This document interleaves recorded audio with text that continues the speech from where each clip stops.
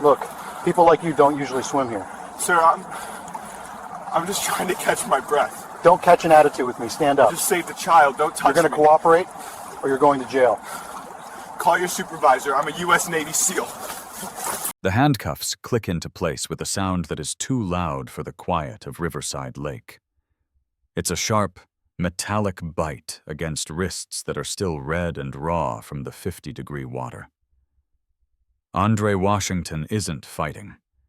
He can't. His body is racked with violent, uncontrollable shivers. His chest, the same chest that has survived shrapnel in Fallujah and smoke inhalation in the line of duty as a firefighter, is heaving. Every breath feels like a blade. "Sir, stop right there. We need to talk to you," Officer Derek Walsh says. His hand is hovering near his holster. He isn't looking at a man who just pulled a child from the jaws of death. He's looking at a subject. "I need to get to my car," Andre manages to choke out. His teeth are chattering so hard he fears they might shatter. "I am freezing. I just pulled a child out of the lake." "That is what we need to discuss," Walsh retorts, his voice flat, devoid of the urgency of the medical emergency still unfolding 10 yards away. "What were you doing with that child in the water?" Andre stares at him. The world is blurring at the edges. "What was I doing? I was saving him. He was drowning." But Officer Walsh has already written the script. In his mind, there are no heroes here. There is only a deserted park, a black man soaking wet, and a white child in distress.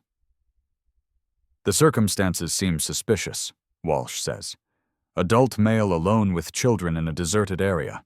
Turn around, hands behind your back."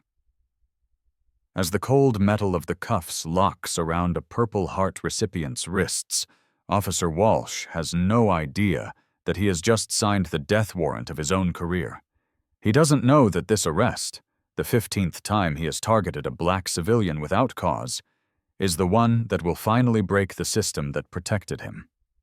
This is the story of Andre Washington. It's a story of how courage was treated as a crime, how a child's words fought systemic prejudice, and how a $7.8 million settlement proved that a pattern of abuse, when ignored, becomes an institutional liability. If you're ready to see racial profiling and corrupt agents exposed for exactly what they are, hit that like button and drop a comment telling me where you're watching from.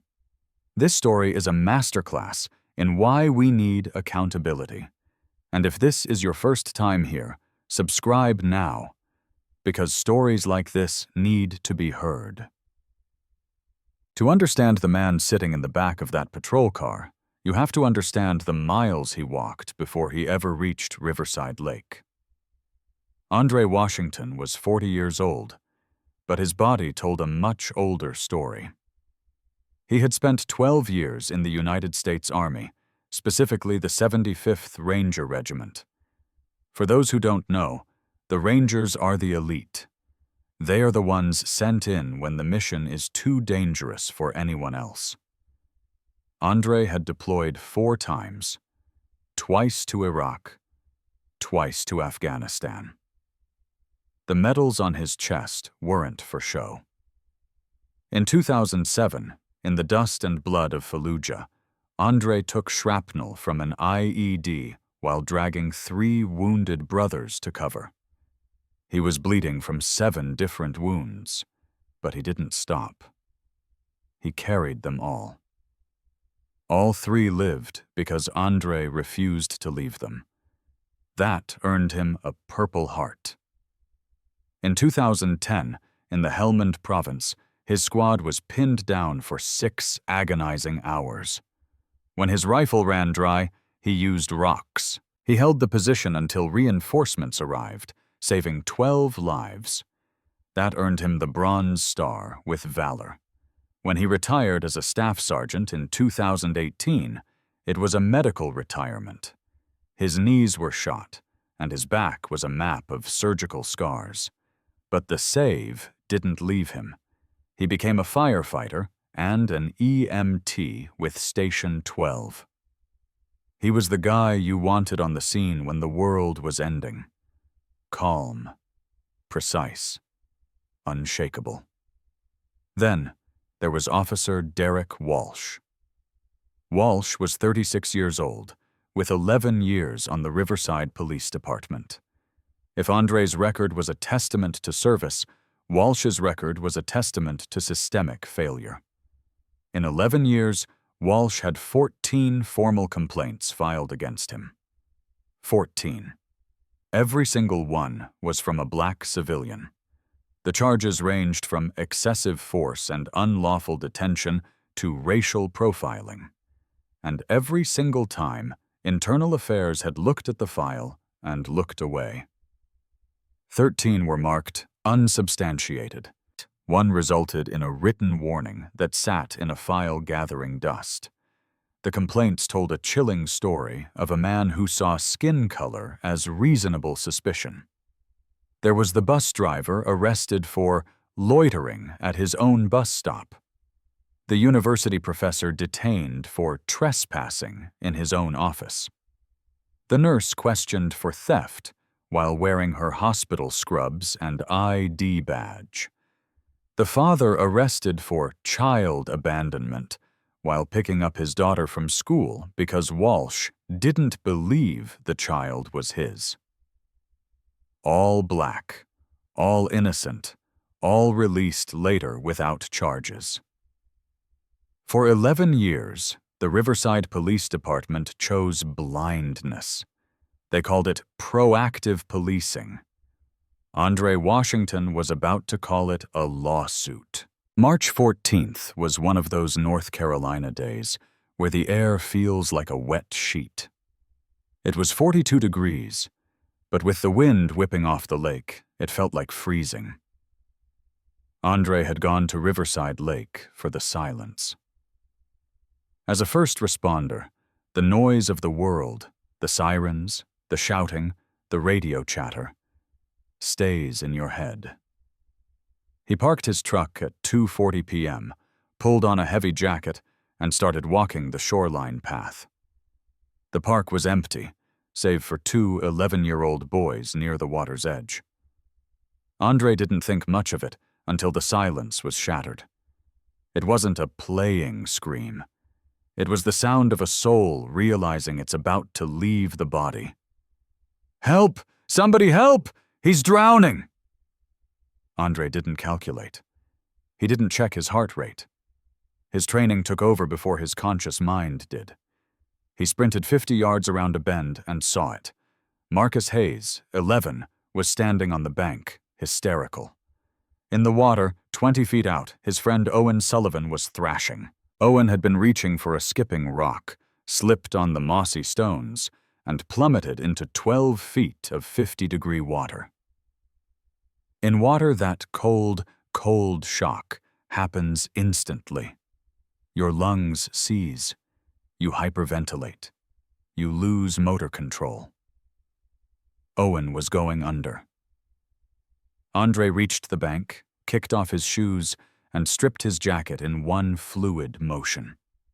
He hit the water in his clothes. The cold was violence. It felt like being stabbed by 1,000 needles. His chest seized, and his brain screamed at him to get out, but the ranger was still in there. Move, swim, target. He reached Owen just as the boy's head disappeared for what would have been the last time. Andre grabbed him, locking his arm across the boy's chest. Owen was limp, unconscious. The lake was claiming him. Andre fought the weight of his wet clothes and the numbness creeping into his limbs. He dragged the boy back to the grass. Marcus was sobbing. "Is he okay? Is Owen okay?" Andre checked. No pulse, no breathing. In the middle of a deserted park, in soaking wet clothes, Andre Washington began chest compressions. 1, 2, 3. He was back in the dust of Anbar. He was back in the medevac chopper. He was at the firehouse last month. 2 minutes passed. 2 minutes that felt like 2 centuries. Owen coughed. He vomited lake water and gasped, his eyes fluttering. Andre rolled him into the recovery position. "You're okay, kid. You're breathing. Stay with me." Andre stood up, his body shaking so hard he almost fell back down. He needed warmth. He needed his car. He started moving toward the parking lot, Marcus trailing behind him, calling him a hero. That's when Officer Derek Walsh rounded the bend. Walsh didn't see a rescue. He saw a black man, soaking wet, standing over a white child on the ground. He saw the suspicious circumstances he had been trained by his own bias to find. He activated his body camera. He didn't ask if the child was breathing. He didn't call for an ambulance. He stepped into Andre's path, his hand on his belt. "Sir, stop right there. Police. We need to talk to you." "I need my car," Andre chattered. "Hypothermia. I just saved him." Walsh's eyes narrowed. "That's what we need to discuss. What were you doing with that child in the water?" The implication hung in the air like a foul smell. To Walsh, a black man in a park with a white child wasn't a savior. He was a predator. "I'm a firefighter," Andre said, trying to maintain his dignity while his body betrayed him with shivers. "I'm an EMT. I heard him drowning. I jumped in. Ask the other kid." Marcus ran forward. "He saved him. Owen was under the water and he jumped in." Walsh's partner, Officer Nicole Chen, arrived. She was younger, only 4 years on the force. She looked at the shivering man, then at the crying child, then at Walsh. She chose to follow Walsh's lead. She moved to Andre's side in a tactical position. "Son, step back," Chen told Marcus. "We're handling this." "We need to see identification," Walsh said, "and we need you to explain why you were in the water with this child." "I told you, he was drowning." Andre's voice rose, not in aggression, but in pure, unadulterated disbelief. "You just happened to be in this deserted area when these children were here alone?" Walsh asked. It was the Walsh method. Take a legal, heroic act and frame it as a series of suspicious coincidences. "Turn around," Walsh said. "You're being detained for investigation." "For what?" "Child endangerment, suspicious contact with a minor, possible assault." As the cuffs clicked, a crowd of about 15 people had begun to gather, hikers and joggers drawn by the commotion. "What are you doing?" a woman shouted. "He saved that boy! We saw him doing CPR!" "Back up!" Walsh barked at the crowd. Andre Washington, who had bled for this country, was folded into the back of a patrol car. The heater wasn't on. He sat in his wet clothes, the cold metal of the handcuffs sucking the remaining warmth from his body, watching through the window as the ambulance finally arrived for the boy he had just brought back to life. "Do you think officers like Derek Walsh should be held personally liable when they ignore eyewitnesses and common sense to make an arrest based on bias?" Drop a yes or no in the comments. I want to see where you stand on this. At the Riverside Police Station, the atmosphere was different. Andre sat in an interrogation room, handcuffed to a metal table. They had given him a thin, scratchy hospital blanket, but his clothes were still damp. He was still shaking. Detective Karen Sullivan, a 15-year veteran, walked in. She had Walsh's report in her hand. She looked at it. Then she looked at Andre. Sullivan wasn't like Walsh. She was a details person, and the details in this report didn't add up. "Mr. Washington, I'm Detective Sullivan. Walk me through what happened." Andre looked her dead in the eye. "I saved a drowning child, and your officer arrested me for it because I'm black. That's the story. You can check my record. I'm a staff sergeant. I'm a firefighter at Station 12. I don't hurt children. I save them." Sullivan paused. Firefighter? Check the ID in my wallet, if Walsh bothered to look at it. Sullivan stepped out. She went to the property room and pulled Andre's wallet. She found his North Carolina driver's license, his firefighter/EMT certification, and a small laminated card from the VA. She felt a sinking sensation in her stomach. She went to her computer and ran his name through the VA database and the military archives. Purple Heart, Bronze Star with Valor, Army Commendation for saving 3 lives under fire. She walked into Sergeant Raymond Torres's office. Torres was the shift supervisor. "Ray, we have a disaster on our hands," she said, her voice low.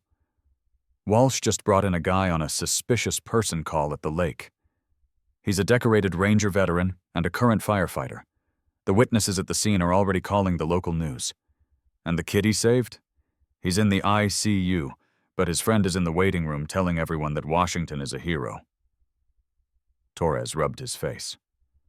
He knew about Walsh's 14 complaints. He had even signed off on 2 of the dismissals. "Is there any evidence of wrongdoing?" "None," Sullivan said. Walsh ignored the kid's statement, ignored the bystanders, and arrested a guy for being wet while black. In the other room, 11-year-old Marcus Hayes was giving his statement to a child advocate. His words would later be the centerpiece of the lawsuit. "The man came running," Marcus said, his voice small but firm. "He didn't ask questions. He just saw Owen and jumped in. The water was so cold. He pulled Owen out and made him breathe again. He's a hero. But the policeman treated him like a bad guy. I think it's because the man was black. Because he didn't do anything wrong. He just saved my friend." Sergeant Torres didn't wait. He walked into the interrogation room himself. "Mr. Washington, I'm Sergeant Torres. I'm the supervisor on duty." He began unlocking the handcuffs. "There has been a misunderstanding." Andre didn't move his wrists. He kept them where they were. "It wasn't a misunderstanding, Sergeant. I told your officer I was a firefighter. I told him I saved the boy. He didn't care. He saw what he wanted to see. And he's been doing it for 11 years, hasn't he?" Torres didn't answer. He couldn't. "You can go, Mr. Washington," Torres said. "We'll have an officer drive you to your car." "No," Andre said, standing up. His legs were shaky, but his voice was iron. "I'll call my wife, and then I'll call my lawyer, because this misunderstanding is going to cost you everything." The lawsuit, Washington versus City of Riverside, was filed 6 weeks later. Usually these cases are a he said, she said. But Andre Washington's attorney, David Sterling, did something brilliant.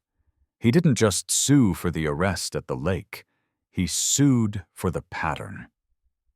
Sterling spent months tracking down the 14 other people who had filed complaints against Officer Walsh. He found the bus driver, Mr. Henderson, who had lost his job because of the loitering arrest. He found the university professor, Dr. Eris, who still had anxiety every time he saw a patrol car. He found the nurse, Sarah, who had been humiliated in front of her patients. Sterling compiled a 200-page document showing that in every single case, Walsh had used the same language. Suspicious circumstances. Refused to cooperate. Verification needed. But the smoking gun came from Walsh's own body camera. When the footage from the lake was reviewed, Walsh and his partner Chen were in the patrol car after the arrest. Walsh didn't know the mic was still hot. "Another one for the books," Walsh is heard saying. "They always have an excuse. I was saving a kid." "Yeah, right. I know a predator when I see one. Internal Affairs will bury it like the rest. They always do." That 40-second clip turned a standard civil rights case into a nuclear bomb. It proved premeditated bias. It proved that Walsh relied on the department's history of burying complaints to continue his behavior. The city attorney took one look at the evidence: the military hero victim, the hot mic, the 14 prior victims, and the 11-year-old boy who was prepared to testify that Andre Washington was the bravest man he'd ever met. And they folded. The settlement was $7.8 million. But for Andre, it wasn't about the money. He took $1.2 million for his own trauma and the triggering of his PTSD. He put the rest into a foundation for civil rights advocacy in North Carolina. He had one condition for the settlement. Officer Derek Walsh had to be fired. No resignation. No retiring for medical reasons. Fired for cause. The department went further. The fallout was so massive that the chief of police was forced to resign. Internal affairs was completely overhauled. 3 officers who had spent years dismissing Walsh's complaints were demoted or terminated for deliberate indifference. Officer Nicole Chen, the partner who had stood by and watched, was suspended for 60 days without pay and forced to undergo 200 hours of bias and intervention training. She eventually left the force, unable to face the community. The Andre Washington Act was passed by the City Council 6 months later. It mandated that any officer with more than 3 complaints of racial profiling in a 5-year period be automatically pulled from patrol and placed under external review. Today, Andre Washington still works at Station 12. He still saves lives. Owen Sullivan, the boy he pulled from the lake, is now 16. Every year on March 14th, Owen and Marcus show up at the firehouse with dinner for the whole crew. They call it Hero Day. But Andre doesn't feel like a hero. A hero is someone who does something extraordinary, Andre said in a recent interview. I just did what I was trained to do. The extraordinary part is that I had to fight my own government for the right to be a human being. Officer Derek Walsh tried to find work in a neighboring county, but his law enforcement certification had been revoked. The pattern had finally caught up to him. He now works as a private security guard for a warehouse, a man whose badge was taken by the very bias he used to wield it. This case proved a hard truth. A system that protects a bad apple eventually becomes a rotten orchard. It took a man with a purple heart to force the world to see what 14 ordinary citizens had been saying for a decade. Andre Washington jumped into freezing water to save a child. He expected the cold. He expected the struggle. He just didn't expect that the most dangerous thing at the lake that day wouldn't be the water. It would be the man in the uniform. If this story moved you, smash that like button and share it with someone who believes in real justice. Andre's story is a reminder that we have to keep fighting for accountability. Subscribe and hit the bell so you don't miss tomorrow's story. It's an investigation into a corrupt sheriff's department that you won't believe. Drop a comment below. What part of Andre's journey hit you the hardest? I read every single one.